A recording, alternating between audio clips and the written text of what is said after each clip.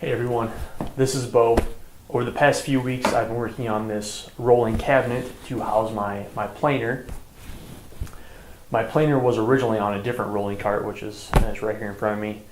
The issue with that is that it forced my miter saw to be placed on my router table when I wanted to use it. My router table doesn't have any type of side support for the miter saw, and it also doesn't allow me to use my router table when my miter saw is on top of it. So what I wanted to do was make another rolling cabinet that my planer could be dedicated onto, as well as freeing up a spot for my miter saw to be dedicated to. The cabinet itself is just under 24 inches, front to back and left to right, and the cabinet carcass itself is about 33 inches high, and then with the 4-inch casters it puts it at about 38 off the ground. Yes, 38. It's primarily constructed of plywood, 3/4 inch, 1/2 inch for the drawers in the back, and then some 1/4 inch panels for the drawer bottoms as well as the front of the door. The wings here were repurposed from my old planer cart that I had. I just had to make some modifications to make them work with this new setup, but they're pretty much carryover. Giving some details here about the cabinet itself. The sides, top and bottom, are made from 3/4 inch Baltic birch. The back is a 1/2 inch panel. And the face frame is some leftover white oak. The same white oak makes up the door frame. The panel is a 1/4 inch piece of white oak, or of a 1/4 inch piece of plywood, birch plywood. The drawers are all 1/2 inch Baltic birch, or not Baltic birch, just 1/2 inch birch plywood. I used this first time using lock miters for the drawers, so I gave that a shot on this project. I have 4 drawers, as you can see, one really narrow one or short one on the top to house some hand tools and probably some odds and ends. This one is housing a drill kit I got for Christmas, as well as some other drill related items in there. These bottom 2 are housing some new sanders that I purchased, as well as some cubbies that hold sandpaper, and that's the same with the very bottom one. I'm going to pull you in just a little bit closer so you can get some of the drawer details. Alright, so just going through just a little bit of the drawer details here, because I probably didn't cover a lot in the videos. I cut small little notches in the drawer sides that would house these little 5mm thick pieces of wood that would go in there to act as dividers. So I did that for the top. Haven't completely finished the top drawer yet. Same with this lower one. You can see there's a divider kind of buried right here that keeps this big drill kit from sliding around inside the drawer. And then this back, I haven't finished up either of how many dividers I'm going to put in there and how I'm going to split that space up. Had to figure out what else is going to go in there before I do that. And the bottom one, like I said, I bought some new sanders. So those are in here. You can see I did not plan appropriately for lifting up the drawer. This is still a little too close, so when I open it up, it hits that. I sized it when it was shut, and not thinking that when it was open, it's going to be a little deeper. But got my new sanders in here, and this is where the sandpaper will go eventually once I get around to putting it in there, like so. And the bottom drawer is the same as the third one there.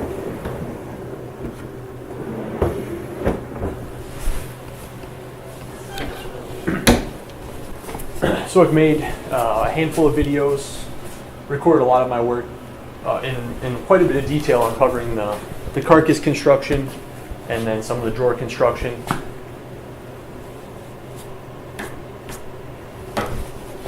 What else do I want to say about this thing? I think that's pretty much it. Enjoy the videos. Thanks for watching. Alright, getting started here. These are the pieces of plywood laying around the shop, split up by 1/4 inch, 1/2 inch, and 3/4 inch.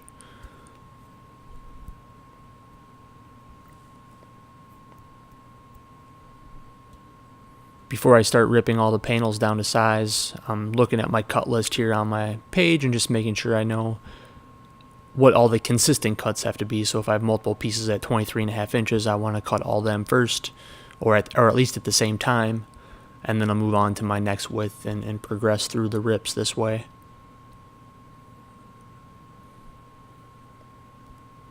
A lot of my shop cabinets are around that 23-inch width or height or some dimension. That just helps maximize the use of plywood, since I have a lot of my that divides nicely by either 4 foot or 8 foot, depending on which direction I'm working on the sheet of plywood.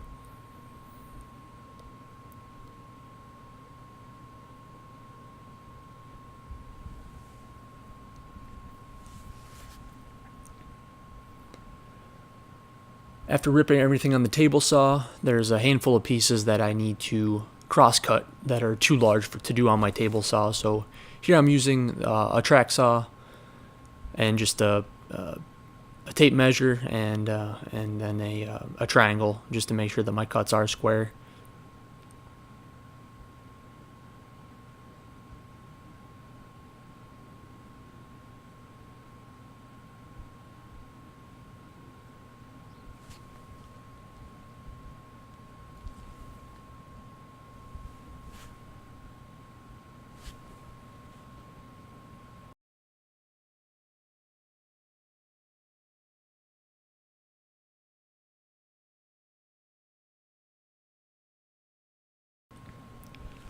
Next up is cutting the dados in the center of the cabinet that accept the middle divider.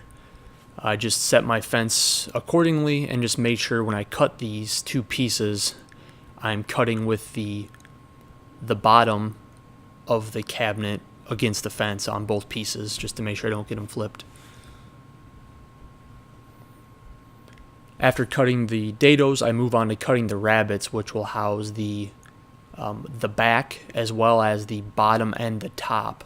You can see what I'm doing on the floor here is I'm triple checking that I'm cutting the rabbets all on the right edges of the plywood. Hate to get to a dry fit and find out I screwed one of those up. I'm using a dado stack in my table saw and a sacrificial fence to cut these dados. It did take me a bit of trial and error to get them right, but got it dialed in and then just working through it.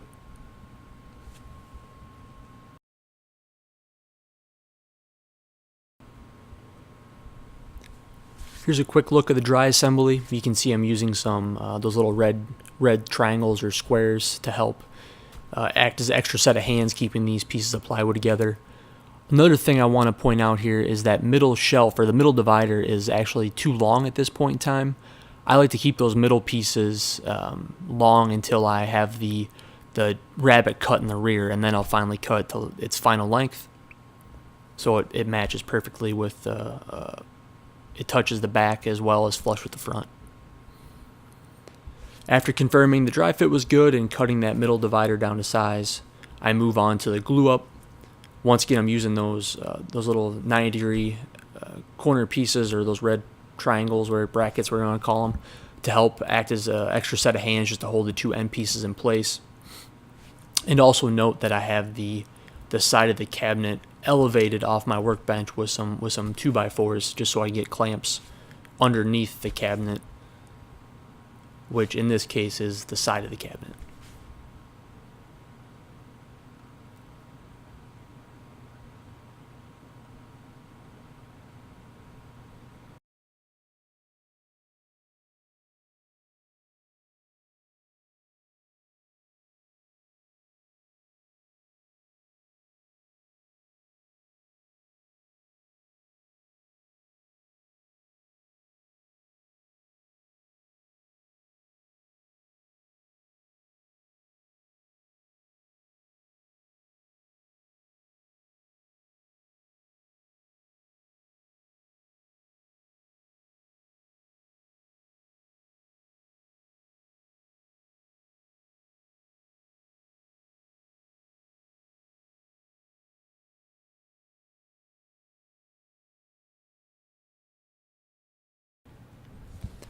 One thing that's hard to make out due to the camera angle here is I'm applying glue to the rear of the cabinet in the rabbet that will house the 1/2 inch rear panel, And here I'm putting that panel in place and just making sure it fits all nice and tight. And then I'm using some clamps and a caul to make sure I have good clamping pressure against that center divider. And then I apply some other clamps along the top and bottom of the cabinet to hold that in place.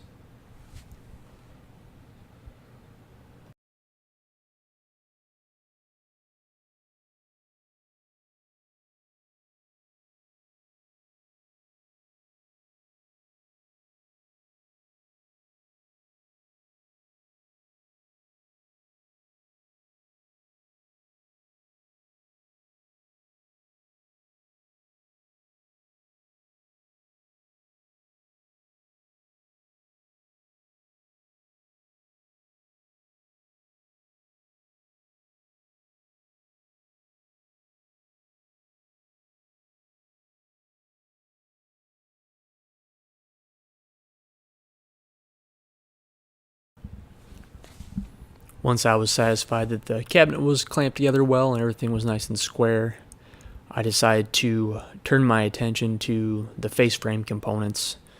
I started by milling up a couple pieces of leftover white oak. Started at the joiner, as always, do a face and edge, and then I moved on to the planer, planing them all to uniform thickness.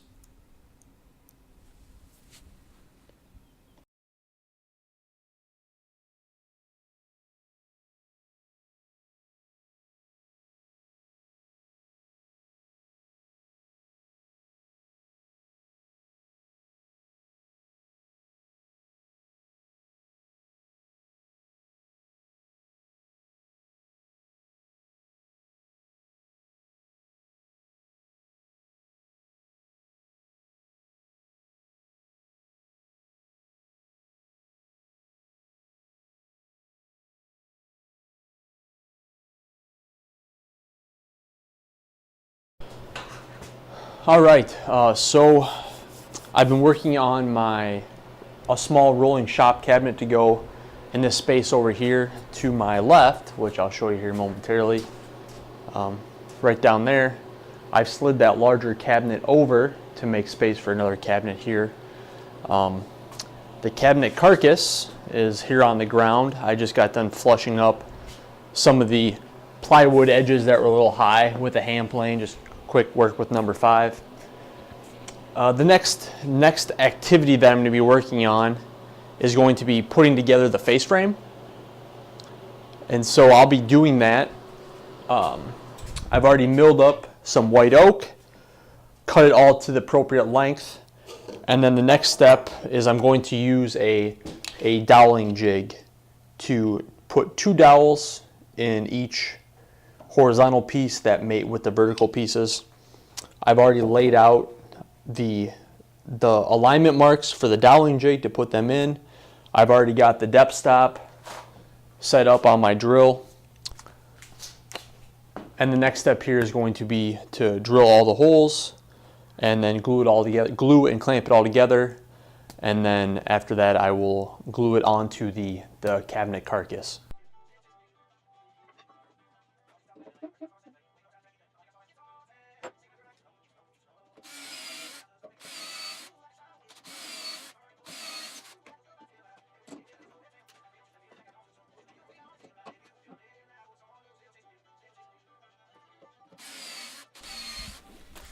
For the face frames, I'm using a 1/4 inch diameter dowel, and this doweling jig, I can't remember if it's called, maybe Task makes it. It's similar to the Eagle one that's made out there. It's self-centering. It works really well, especially in this application.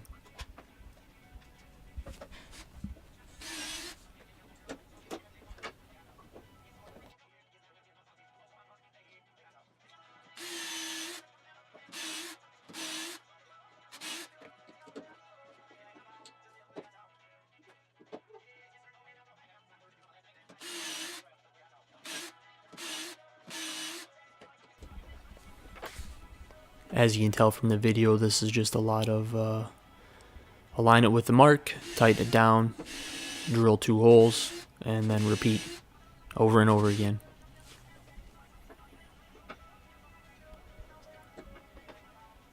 The only tricky part about the face frame here is just making sure that center divider is in the right spot, and just I do some double confirming here that it's in the right spot before I drill those holes.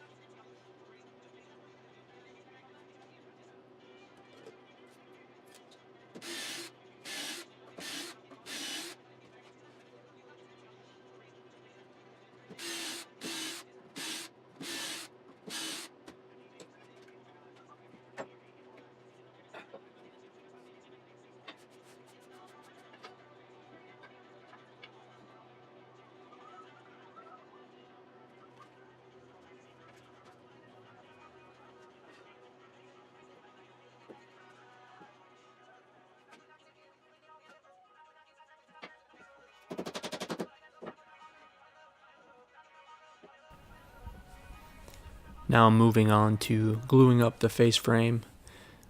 Just some glue in each of the dowel holes and a little on the dowel, and then I do also put a little bit on the end grain as well as the side grain of that, just to make sure there's glue on every surface.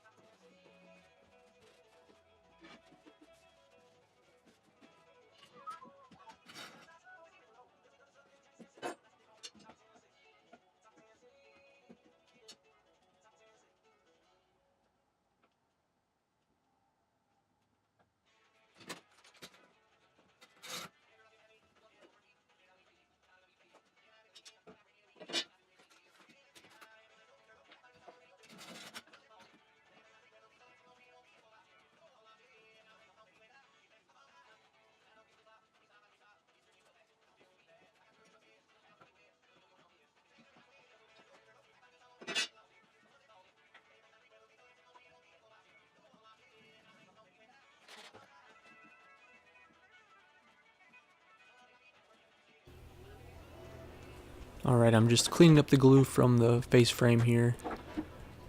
And I let that sit for a few hours, and after it comes out the clamps, I clean up the dried glue as well as level up any of the inconsistent surfaces with the sander. And then it's time to move on to gluing the face frame to the cabinet carcass. One thing you didn't see me do before the video started was I pounded in a small finishing nail and then cut the head off it, and that's in the corner that's to the bottom left of the image here. So you'll see me kind of get the face frame nearly perfect, and then I'll push this corner down to seat it so it doesn't shift around on me as I clamp it. So there I'm pushing it down that corner and then aligning it to the rest of the edges. And that just helps when you apply the clamps here from that whole face frame sliding up or down.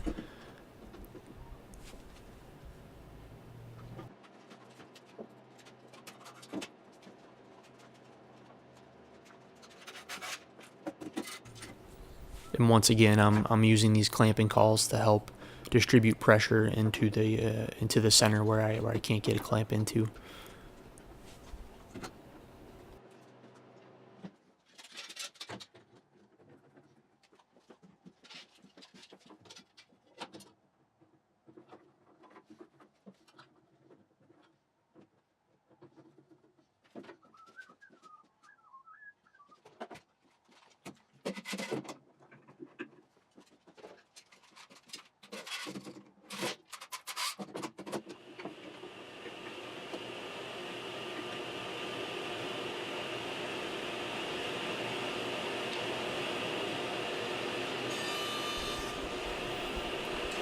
Alright, the next item here is to make some small boards to act as, I guess, I don't know if you call them packers, or essentially it's a piece of material that's going to be glued and nailed to the inside of the cabinet to make the drawer slide stick out past the face frame.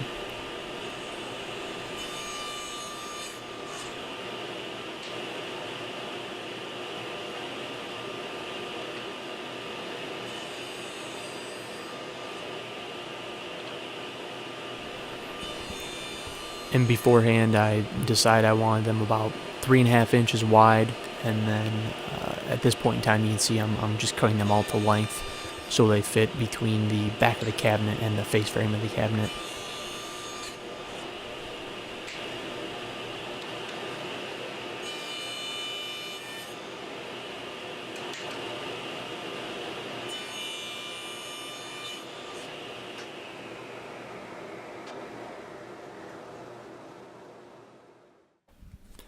And then here I'm applying glue to those little piece of plywood. And I think in the background you hear me talking to my wife right now as well. That's why there's a pause in activity.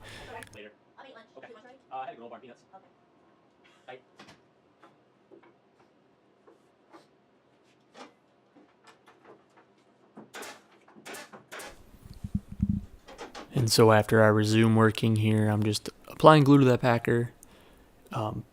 I had some layout lines on the inside of the cabinet where I wanted these to go, since I already knew roughly where the drawer slides had to be. So I put them in their place. I've already marked what I'll call a level line to place these, and then I'm just using some glue, and I have a little stapler here with some 5/8 or maybe they're 3/4 inch staples. So that's pretty much going to do it for the cabinet carcass, as well as video number 1. Thank you for watching, and please like or subscribe.